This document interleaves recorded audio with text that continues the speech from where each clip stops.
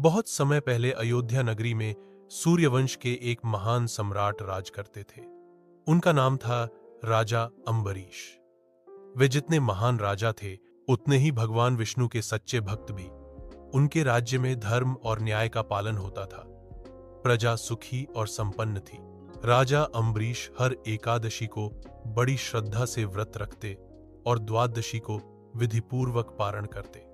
वे मानते थे कि व्रत का पालन केवल शरीर को नहीं, बल्कि आत्मा को भी पवित्र करता है।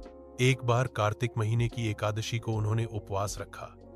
अगले दिन द्वादशी के पारण का समय आया। तभी अचानक महान तपस्वी श्री दुर्वासा अपने शिष्यों के साथ राजमहल में पहुंचे। राजा अम्बरीश ने बड़े आदर से उनका स्वागत किया और विनती की, भगवन कृपया पारण का प्रसाद ग्रहण कर मुझे धन्य कीजिए। श्री दुर्वासा ने कहा, ठीक है, परंतु पहले मैं सरयू जी में स्नान कर लूं। और वे अपने शिष्यों के साथ चले गए। इधर राजा दुविधा में पड़ गए। द्वादशी का पारण करने का निश्चित समय बीत रहा था।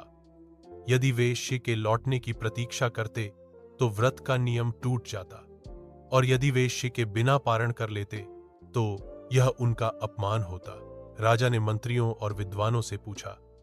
सबने कहा, राजन, आप केवल जल की एक बूंद ग्रहण कर लीजिए। इसे पारण भी माना जाएगा और भोजन भी नहीं। भगवान विष्णु का नाम लेकर राजा ने जल की एक बूंद पी ली। कुछ समय बाद जब श्री दुर्वासा लौटे तो उन्होंने देखा कि राजा ने उनके बिना पारण कर लिया है। उनका क्रोध भयंकर था। वह गरजे, अम्बरीश, तूने मेरा अपमान किया है। देख, अब तेरा अंत निकट है।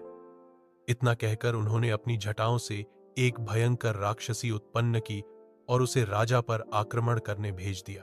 राजा अम्बरीश वहीं खड़े भगवान विष्णु का ध्यान करते रहे। तभी आकाश से सुदर्शन चक्र प्रकट हुआ। उसने पल भर में उस राक्षसी का नाश कर दिया और फिर सीधा शिव दुर्वासा की ओर बढ़ा।